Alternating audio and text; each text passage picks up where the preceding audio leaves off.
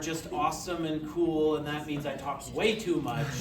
So, and part of the reason, honestly, that they're awesome and cool is because they're stuff that I do, right? So everybody's biased to think that what they do is awesome and cool. So, there's laying my bias right out there so that everybody knows, yes, okay, the reason that we're going to get lots and lots of electrochemistry and surface characterization is because that's what I do. Okay, so we talked last time about what's a surface, right? How do we analyze surfaces? What ways might we want to analyze surfaces? Are you raising your hand, Jake? We shoot things at them. We shoot things at them. Isn't that fun? Yes! What can we shoot at them? Well, we can shoot photons. We can shoot atoms, we can shoot ions, we can shoot electrons. Each of these have specific surface techniques. But what else can we do with surfaces?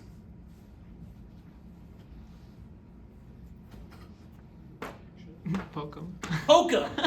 Turns out poking them is also more important than you might think. There are not just one, but several classes of microscopy and other analysis that essentially consist of poke and see what happens. Okay? So it's pretty cool, actually. Okay. Let's just jump right in. The first technique that we're going to talk about is spectroscopy. I shouldn't say technique. Family of techniques we're going to talk about is spectroscopy. So, spectroscopy, we've already talked a lot about this. Wait, how is spectroscopy at a surface different? Well, what we're going to do is have our source. It's going to do something. And the interesting thing here is we say, do something. Spectroscopy, we say, oh, that means light. Mostly. Right? That we might also shoot electrons and then look at light. Or we might shoot light and look at electrons. Okay, so quite often we'll be bouncing between electrons and light here. Okay, but at any rate, we're shooting something. Very commonly, this is actually electrons, but it can be light as well. And then we're looking at something else. This is often light, but it also can be electrons. Okay.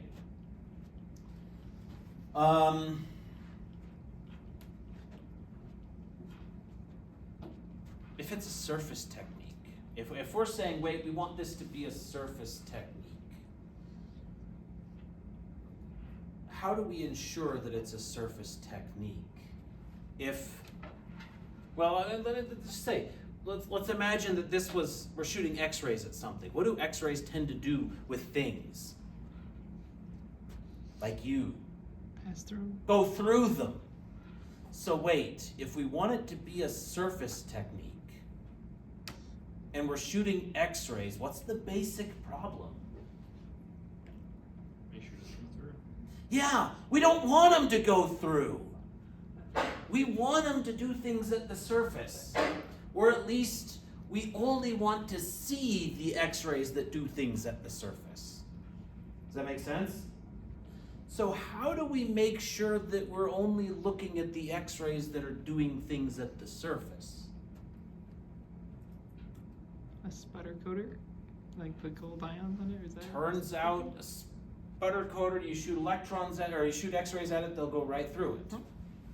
Just like, everything, X-rays they go through things. That's what they do. Well, it turns out that's why we often shoot X-rays and then look at electrons. Because X-rays will go through, but how far in a solid will an electron go before it runs into an atom or something like that and essentially gets reattached? Right? The answer is not very far. Depends upon the solid, depends upon the energy of the electron, depends upon a lot of things, but typically we're talking about nanometers to maybe like a micrometer at the very most. Okay? And really to make it simple, that's why we're usually saying, okay, even if we have X-rays at one point, there's electrons at one of these points. Because the electrons make it so it's actually a surface technique. If it was just X-rays, X-ray fluorescence, we talked about that already. You shoot X-rays in, you look at X-rays out, you're getting the entire sample. It's more biased towards the surface, but you're getting the entire sample. It's not a surface technique. Does that make sense? And so when you say one of those two is an electron, now all of a sudden it becomes a surface technique. Does that make sense? Okay. So when we say, okay, great, that's what we're going to do. Now, how are we going to actually look at the surface? Boils down to we have three options. Option number one is sometimes called the shotgun approach. It's also sometimes called the shoot and pray approach, right? What you're going to do is just say, put my surface, shoot some electrons or X-rays or whatever I'm doing at it, and hope that wherever I happen to hit is what the surface is like. Is it possible that that's a bad idea? Why would it be a bad idea sometimes? If you have an impurity, if you have a scratch on the surface, if you have a defect on the surface, if you have a weird crystal that formed in one part of the surface as it was whatever, however it was forming, and it didn't form other places, well, wait, are you looking at the crystal or you're looking at the other places? They're going to be different. Okay? Or maybe even worse, are you looking at the average of them and you're like, whoa, I have a really cool surface, and really just, no, you have a surface that's made up of different things and you're averaging them, so you're getting really confused because you have no clue what's going on here. Okay, so that's technique number one. And in general, we're going to do that when we don't have the ability to do the other two because there are problems with it. But sometimes that's the only thing you can do. Technique number two is called a raster scan. What is a raster scan? Yeah. R-A-S-T-E-R, just like it sounds, it's great. So, raster scan is this. You have a laser, an electron beam, or even a pokey tip, because you'll do this with everything. And you just start at one corner, and you go over, and then you go down, and you go over again, and you go down, and then you go over, and then you go, and there we go, we're going back and forth, and when we get to the end, we go back to the beginning, we start over. And what do we get from this? We get a picture. Right? So when you say, oh, I took an SEM picture, wait, what did you do? Oh, that means you raster scanned across that surface. And that's how you took a picture. Does that make sense? Why do we like raster scans? What's good about a raster scan? Yeah. They show you how it looks like. Why do we care how it looks? I mean, well, what was the problem we talked about before? What? Isn't that what we're trying to do? Isn't that what we're trying? Well, I mean, suppose there's defects, right? Suppose there's problems. Another cool thing about a raster scan is, you can see, look, there's a lump right there. Oh, there's a divot over here. There's a bacteria living right here. It's actually one of the fun things. Every once in a while, if you do SEM, you'll see like, oh, look, there was a bacteria. It exploded.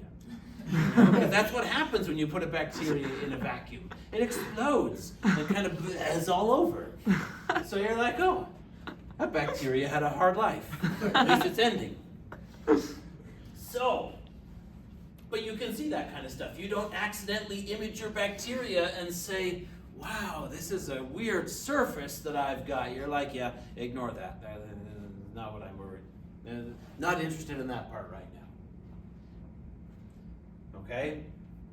Third type of analysis is a depth profile. And hallelujah, this is just what it sounds like. What does a depth profile sound like?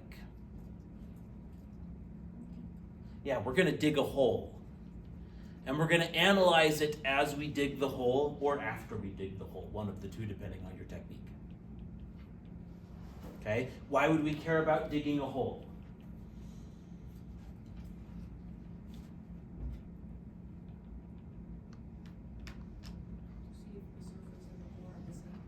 To see if they're the same, to see if there's changes.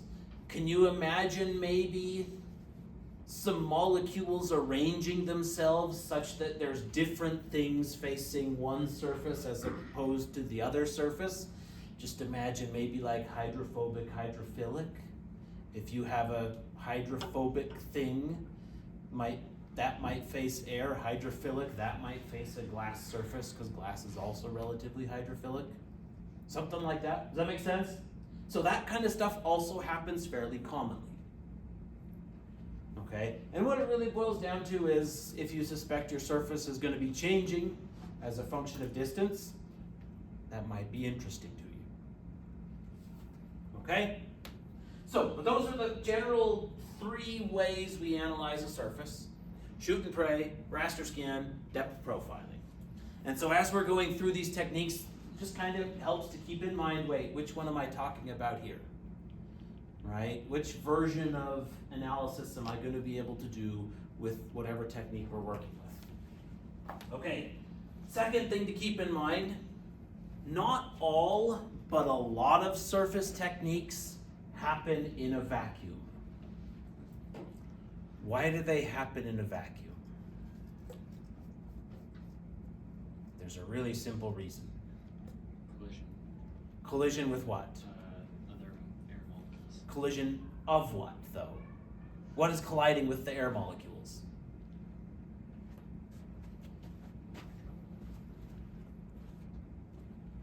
What is one of these beams made of, if we're doing surface techniques? Electrons. How do electrons do in air? They don't do. Right? They interact with air, get absorbed, and yeah. So that's really why we're usually going to do them in a vacuum, because we're saying, oh wait, we've got electrons flying around, we don't want them to run into things. Now the nice thing is these are electrons. We actually don't need quite as intense a vacuum as we do with the mass spec. So the highest vacuum you'll ever see with an electron is like 10 to the minus 8 torr, and I know that's an intense vacuum, but cyclotrons, they're 10 to the minus 12 torr, right? You know, we're like, oh, so easy. And most electron-based spectroscopy techniques, you're dealing with 10 to the minus 3 to 10 to the minus 5 torr. Still a high vacuum, but compared to lots of high vacuums, you're like, that's such a low requirement high vacuum. I don't have to worry about hardly anything. Almost comically, there are some electron-based techniques that they're called atmospheric. Meaning what? Well, I mean, if you heard atmospheric, what would that mean to you? 1 ATM. The pressure is somewhere in the ballpark of 1 atmosphere, right? Whatever the air outside is. That's not actually what they mean with atmospheric electron techniques. They mean like 1 to 50 millitorr. So we're not in the 10 to the minus 4 torr anymore. We're only 10 to the minus 2 or 3. That's atmospheric. So it's an interesting... The first several times I saw atmospheric this, atmospheric that, I was like, wait, what? Right? Did I read the title wrong? Where's your atmospheric part? Why are you always... But no, that's just the way they call it. Because look, we're almost to a torr. Wow. 1/760th of atmospheric pressure. Yeah. So it's just something to be aware of. Okay, first technique we're going to talk about is something called XPS. No, come on. XPS. XPS stands for X-ray photoelectron spectroscopy. And again, the great thing here is if you understand what the name is, you can figure out exactly what the technique is. We're taking X-rays, we're shooting the surface. What are we making? Photoelectrons, meaning electrons coming from interactions of things with photons. And then spectroscopy means we're measuring the energies of these. Okay? So we say, wait, why is this a surface technique? Oh, X-rays are going to go in deep. They're just going to keep on going all the way through. But the electrons we're looking at, if they come from here in the middle, they're just going to die in the middle. We only get them out at the surface. That's why it's a surface technique. Okay? In terms of this electron energy, what is the electron energy we're going to see? Well, it turns out there's two kinds of electron energy we see. You see electrons that are kicked specifically out of electron orbitals, molecular orbitals, 1s, 2p, 2s, these core orbitals, the surface orbitals. You see electrons kicked out of there. And when you say how much energy do they have? Well, they have the energy of the X-ray minus the binding energy. So X-ray, that's that energy, minus the binding energy. And so if you know the energy you're putting in, and if it's monochromatic, so wait a minute, well, we want monochromatic X-rays. Good thing we already talked about how to get monochromatic X-rays, right? How do we get monochromatic X-rays, usually? Zirconium filter? We have electrons that get accelerated towards a target. They generate X-rays. We put those through a filter that removes a lot of these broad spectrum X-rays, and the ones that come out are relatively monochromatic. Okay, remember that? From, which one was that? That was from X-ray fluorescence, that kind of stuff. Okay, but same thing there. Now we're looking at X-rays coming out, or photons coming out, no, electrons coming out of here, third try. Electrons coming out of here, and we're going to detect them based on the energy of those electrons. Wait, what do we mean, the energy of those electrons?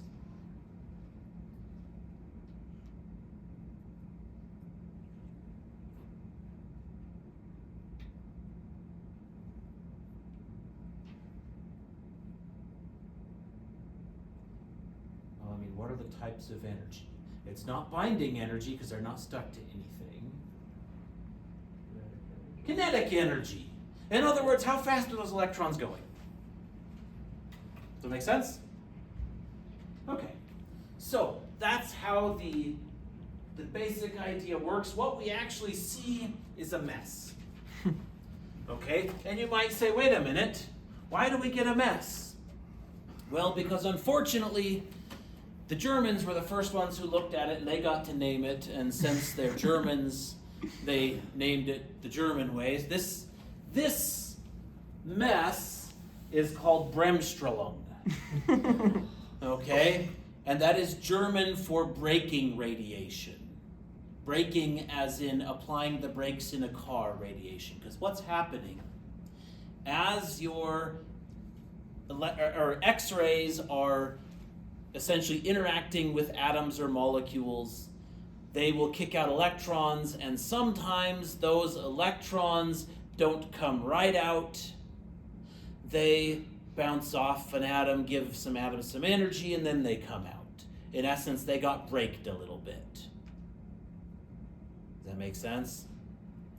And so you say, oh look, yeah, there's all these energies, and yet we're seeing, Now, and the interesting thing here, when we say binding energy 800, well, that means the kinetic energy is going to be low, because there was a lot of energy that was required to unbind this. So what we see is, oh yeah, the high energy, we have, in other words, really fast-moving electrons. We have relatively high signals, because if you slow down an electron, it doesn't end up going faster, right? That's not the way slowing down works. So this is more signal, less noise. As you get down here, this is more noise, less signal. Does that make sense to everybody? But now we're just saying, wait, oh yeah, how much energy does it take? Oh, here's where a fluorine 1s. Unfortunately, that holds that 1s electron pretty tightly, so it ends up in the high noise. Ignore Auger. We'll talk about Auger in a bit. And this, yes, this is pronounced Auger, right? It's French. So I'm sorry, we've got German and French in the same technique. You know, oxygen, nitrogen, yeah, all these cool things we can see. It's actually one of the interesting things you think about. You're like, oh yeah, 1s orbital, it should have the same energy. Well, there's an oxygen 1s, there's a nitrogen 1s, there's the fluorine 1s, there's the carbon 1s. You're like, wow. It's not even just a little difference, right? This is like hundreds of electron volt difference, right? It's pretty impressive when you actually see things like that and you think about what they really mean. You're like, oh yeah, it matters. Add in that extra proton, and it makes a big difference. Okay, a few things about XPS. This is from this molecule right here. We see, oh, there's the carbon, there's the nitrogen, there's the sulfur over here, there's the phosphorus over there, we got two of them. There's the fluorine. Wait a minute, there's hydrogen and we don't see any hydrogen. Why not? Noise. What? Is it the noise? Why would it be noise? The signal's not strong enough to overcome the noise. Not quite. In some ways it's, yeah. Is the binding energy really low? Yeah. If you think about hydrogen, you know, we're here, this is the nitrogen 1s orbital. Wait, where would the nitrogen 2s orbital be? It would be somewhere like all the way out here. Right? So, turns out hydrogen is just out here. We can't see it. The energy is so low that, you know, you just can't see the electrons that are coming off of those orbitals. And that is one disadvantage of XPS that is always there. You can't see hydrogen. Can't see helium. Turns out lithium and beryllium are really hard to see because their binding energy is pretty hard. Boron is hard to see. Right? You can barely see, well, I mean, you know, you can see carbon, but yeah, Ramina. Is there a reason why the carbon peak is so high? Is there a reason why the carbon peak is so high? There are so many different reasons. But the biggest reason is, how many carbons do we have? Well, 3 times 4, oh, we have 12. Well, we have 2 sulfurs and 2 fluorine, and yeah, we have essentially 6 to 12 times as much carbon as we do everything else. So the peak is bigger, right? There are other reasons too, but that's the easy one. Okay. If we actually say, what does the instrument look like? What does it consist of? Okay, here's our X-ray source. We have this one shows a crystal disperser. They're actually more commonly using a, you know, more XRF source where we use an absorbance crystal, but you get some that have the disperser where essentially it's a monochromator. And then you have a slit over here. Hit our sample with our monochromatic X-rays, so they all have one energy. This is our electron lens. Wait, what do we mean by our electron lens? What does a lens do for light? It focuses it. What does an electron lens do? It also focuses the electrons. It's just using electric fields instead, right? So we use electric fields to focus it. We basically go through and then measure the energy of the electrons. Okay? So, yeah, pretty simple in picture, or schematic form. if we look at the actual picture of the instrument, this is an XPS instrument. And what you see, first of all, if you've ever done X-ray stuff before, or not X-ray, vacuum stuff before, you're like, yeah, that's a vacuum thing, right? Shiny metal with ports that are sealed with giant bolts, and that's a vacuum thing, yeah. How big is that? Yay tall. You know, you get some small, like the small ones are only yay tall, right? But yeah, they're generally pretty big. And just looking at that, if you were going to guess whether that's cheap or expensive, what would you guess? Yeah, you can just look at it and say, yeah, okay, that's not cheap. And it's not. That costs several $100,000 up to $1 million. Wow. Okay, so compared to a lot of techniques, XPS is pretty expensive. It's, you know, in some way, for a lot of things, even more expensive than the cheap mass specs. Okay, so why would we ever do XPS? We sort of have already done this, but why would we do XPS if it's so expensive? What are the advantages of XPS? Or I guess another way of putting it, what can you do with an XPS? Yeah. You can identify the elements in something. And not just in something, because an X-ray fluorescence can do that, and that costs like $20,000. You can identify the elements at what part of the thing? At the surface. So why do you use XPS? I mean, it's a surface technique, so we're like, duh, it's at the surface. But people forget. XPS, the thing that makes it cool is essentially you're saying, I get to do something that's very similar to X-ray fluorescence, where I can identify elements just by shooting them with X-rays at the surface. So I'm only looking at what's at the surface. So if you don't care about the surface, there's no reason to do XPS. The only reason to do it is if you say, wait, you know, I've got this cool high-tech thing and I put this coating on it and I want to know, did the coating go on? What's the coating made of? You know, whatever. XPS is then something that you would want to use. Okay? If you're saying, what is this thing made of? No. If it's just the bulk, you're just going to use X-ray fluorescence or something like that and say, yeah, there we go. It's only a surface thing. Okay, so one of the things that showed up in that thing I showed you before was an Auger fluorine electron.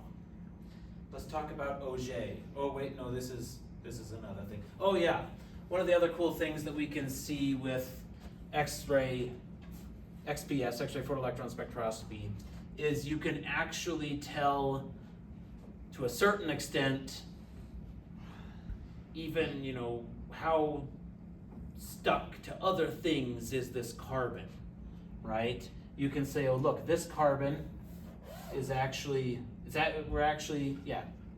this carbon shows up here, this carbon shows up here, this carbon shows up here, and this carbon shows up here, right? These energies they're all in what you would say it's the carbon binding energy, but they're slightly different from each other because the carbons are not the same. Okay, so another cool thing about it almost sort of kind of becomes like NMR, where you can say, oh, you know, the rules are slightly different, but this carbon essentially has more electron density. This carbon has the least electron density. This carbon is in the mid, you know. So you can kind of figure out, not quite as exactly as you can with NMR. But at least, you know, what's this carbon's environment like a little bit?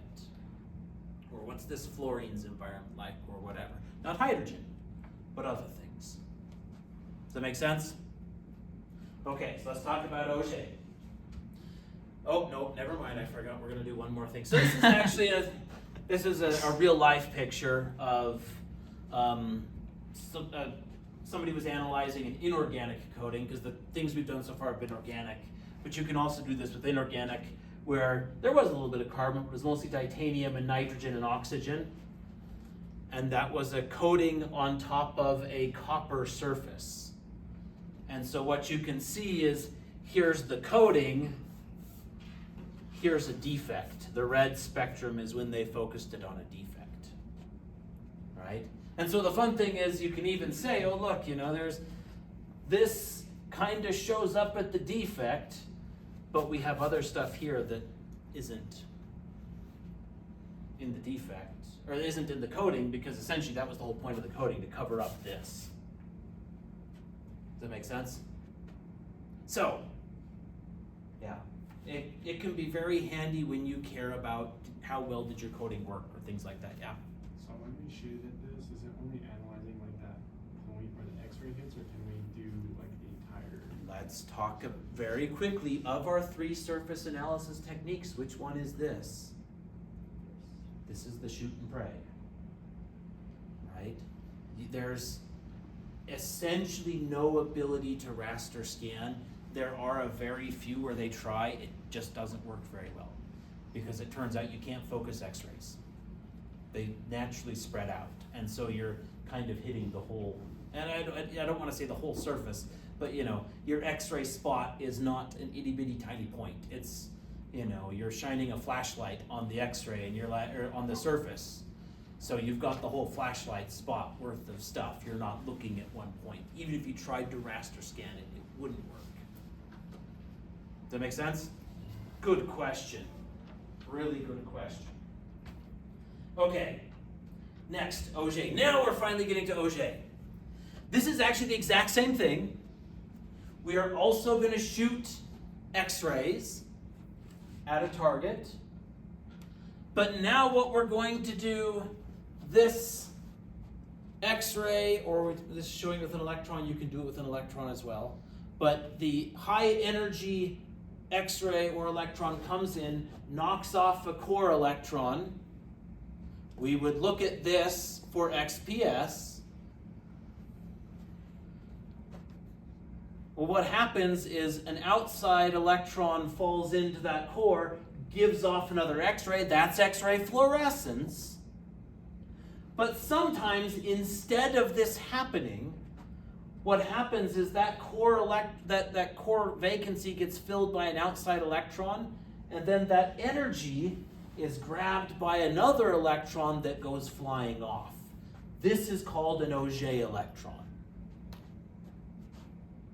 Okay, and it is French, so you treat it like it was just an O and a J, even though those 2 letters aren't even there.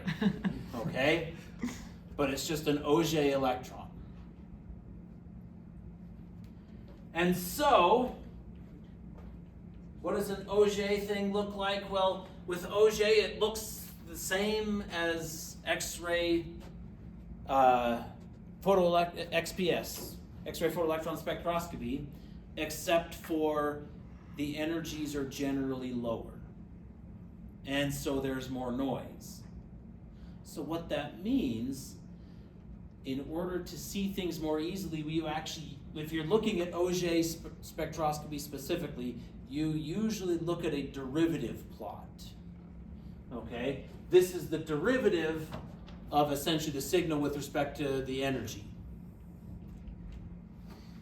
Okay? And so what we see is, oh wait, the background is whatever it is, but whenever there was a peak, that's a bump. Right? Oh, bumps, bumps, bumps. And so, in essence, the reason you do that is it makes it a little bit easier to tell what is actually there. Okay? And not only that, by the approximate size of the bump, you can sort of kind of approximate the amount there. Does that make sense? So here we don't have much carbon, here we have more carbon, right? There's a tiny bit of barium, more barium. less titanium, more titanium. That makes sense?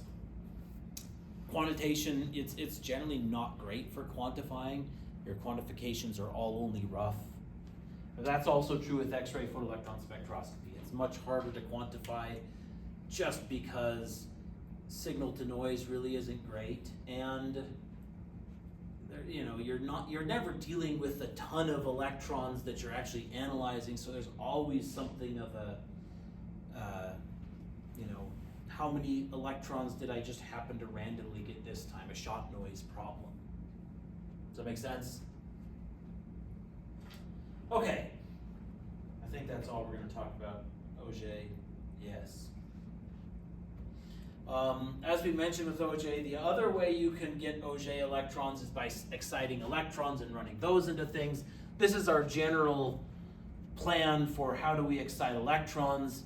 You have a filament, which is really a tungsten wire, right, that we heat up. We heat it up to increase the energy, and then we apply a big negative charge on things so that the electrons jump off. This says positive, it should be negative. This is also negative to focus our electrons. We have a positive anode over here that sucks them down. So we essentially boil them off and accelerate them down that way. So we can get high energy electrons. With these, we can run them into things and get Auger electrons, but we can also do other things, right? There's a technique called EELS, E-E-L-S. And that stands for electron energy loss spectroscopy. And this is an interesting one where essentially you take your electron beam right here, you put a sample kind of edgewise to it so it's pointed at an angle, and the electrons will bounce off. And you look at the electrons that bounce off. And what you actually see is that these electrons can excite vibrations and rotations in whatever's on the surface. And so essentially this boils down to the same idea as Raman spectroscopy, only we're doing it with electrons, and we're only looking at the surface instead of the bulk. Does that make sense? So, yeah, you could do essentially Raman spectroscopy with electrons in EELS. There's SIMS. We've already talked about this with mass spec, secondary ion mass spectrometry. This is where essentially a lot of these secondary ions come from. If you're actually doing SIMS, you'll usually have this hit another target, excite ions, and you accelerate the ions. But basically, this, you put a target straight on, and it'll essentially dig a hole. So that's actually a depth profiling technique. And you're getting data as you're digging the hole. So you can say, wait, when I first start, I'm looking at the top layer, and then I dig down, and then I dig down.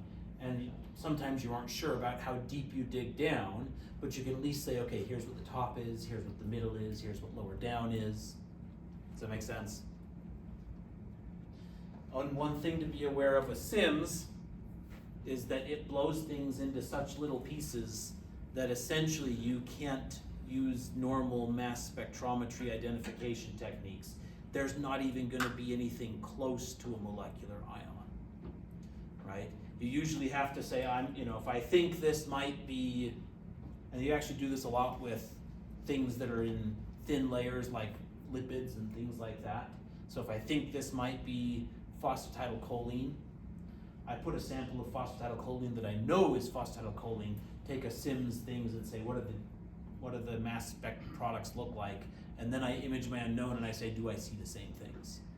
Because it's so destroyed, you just can't identify it by other means. There's ion scattering or Rutherford backscattering. That's the same idea as SIMS. We're going to make ions, only now we just look at the energy of the ions coming out instead of putting them into a mass spectrometer and identify the mass. Why would we do that?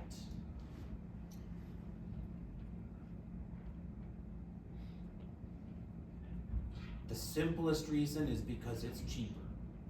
We don't have to have a mass spectrometer. right? It gives us less information because those ion energies are less obvious what they're coming from.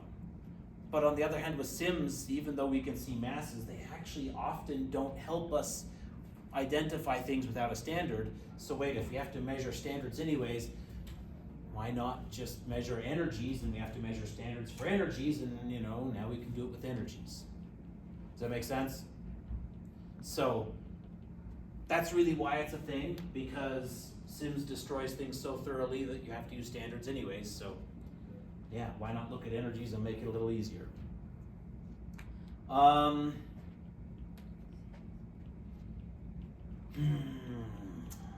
Let's talk about, we only have 10 minutes left.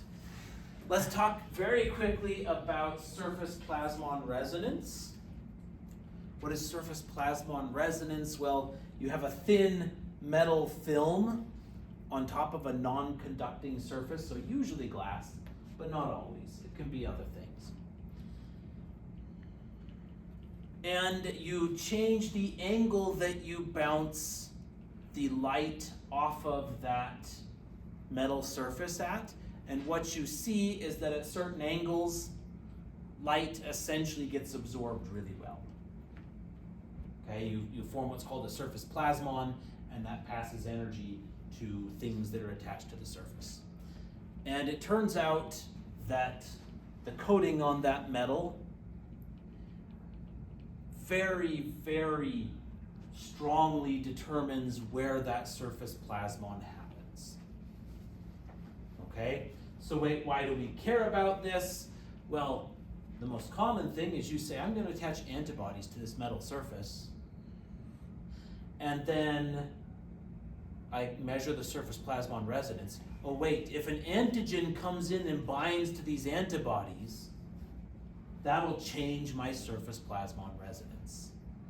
And so I can measure antibody-antigen binding essentially without having to label anything. I just stick antibodies to a surface, and then I look and see if the surface plasmon resonance changes. So if you say, is whatever antigen present, or, it's a very good, broad way of interrogating biological, biochemical things. Okay, very commonly used in biochemistry. There's another technique called sum frequency generation, SFG, and I know we're flying through these. I'm so sorry. We could spend like a day and a half on each technique, and we don't even have a day for all of them together. Well, we have, but anyways, SFG. Interesting thing about SFG, the whole idea is you can take two photons that are different, and you can combine them to make one photon if the two together correspond to an energy level, an energy gap that exists in a molecule. But that only works where you break symmetry, and the only place you break symmetry is at a surface. Okay? Now, one of the really cool things about SFG, we usually think of surface techniques as, okay, I've got my metal surface in a vacuum and shooting X-rays at it. SFG, since it's all photon-based, you can have a surface that's a cell membrane buried under centimeters of water and still get an SFG signal off of it. Does that make sense? So it's a surface technique that's really, really cool, because it doesn't actually have to be at the surface of whatever you're looking at. You're dealing with visible light, and so you can do this in aqueous solutions, in organic solutions. You just have to have a surface in your solution, and then you're going to have two photons that happen to add up to an electron transition that exists in that whatever it is. And so what you usually have is one photon that you keep constant, one photon that you vary. Essentially scan them and you see, where do I get photons out? Does that make sense? So, yeah, really cool, really fun technique. We've only got 5 minutes left. Okay, let's talk about the cool technique that we have here at SUU, SEM. What does SEM stand for? Scanning electron microscopy or microscope, depending on whether you're talking about the technique or the instrument. Okay? So, first thing that's cool about it, well, first thing to think about with SEM, what are we doing with SEM? Is this a raster? Is this a depth profiling? Is this a pray and shoot? What are we doing? It's a raster. How do you know? Because we get a picture, right? You're like, oh, that cool picture I got out. That was a different technique that I skipped. No, I don't remember which one. Okay, so here's an SEM. So basically, you have an electron gun where you're boiling off electrons and accelerating them. You have a whole bunch of what are called electron objectives. And these are really just things that focus that electron beam into an incredibly small spot. When I say incredibly small, you're usually talking about less than 1 nanometer wide. Okay? It really is incredibly small. And this actually determines how good of resolution your SEM has. The narrower you can focus that down to, the better resolution you can get from your SEM. Okay? We have an electron deflector, or these are our scan coils. So basically what we're going to do, we're going to take our electron beam that we focused and we're going to kind of wiggle it back and forth in a raster pattern, come in, hit the surface with our electrons in a vacuum. This whole thing is in a vacuum. And then there are all sorts of different things you can look at. You can look at electrons that are coming off. You can look at X-rays that are coming off. For general SEM imaging, you look at electrons that come back here, that get essentially bounced back, and you just count. When my laser spot or electron spot is right here, how many electrons do I get? When I move it over a tiny bit, do I get more, do I get less? That's actually how you make the picture. Is you say, do I get more or do I get less electrons when I'm here versus here versus here versus here as I raster through the entire sample. Okay? Part of the reason for showing this is because there's lots of other things you can do with SEM or with related techniques. There's also a technique called TEM. What does TEM stand for? Does anybody know? Transmission. Transmission electron microscopy. That is essentially the same thing, only instead of having our detector here, our detector is here. Electrons have to go through the sample, and we actually look at the diffraction of the electrons as they go through the sample. You can get better resolution with a TEM than you can with an SEM. But your samples have to be stupid thin because electrons don't survive in a sample that's a solid sample. So, it's got to be thin enough that enough electrons make it through that you can actually take a picture. Okay? So, yeah, that's why we have a SEM, not a TEM, because, whenever you see a cool picture that was taken by a cool microscope, it was almost always taken by an SEM. Because TEMs, things have to be too skinny.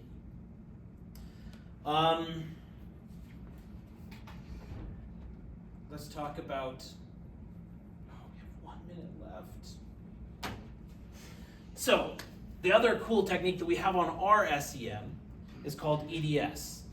That is energy dispersive X-ray spectroscopy, and you might say, wait, why is it EDS if there's an X-ray in the middle? I don't know. That's the way they named it. Okay? But essentially that's using the X-ray detector.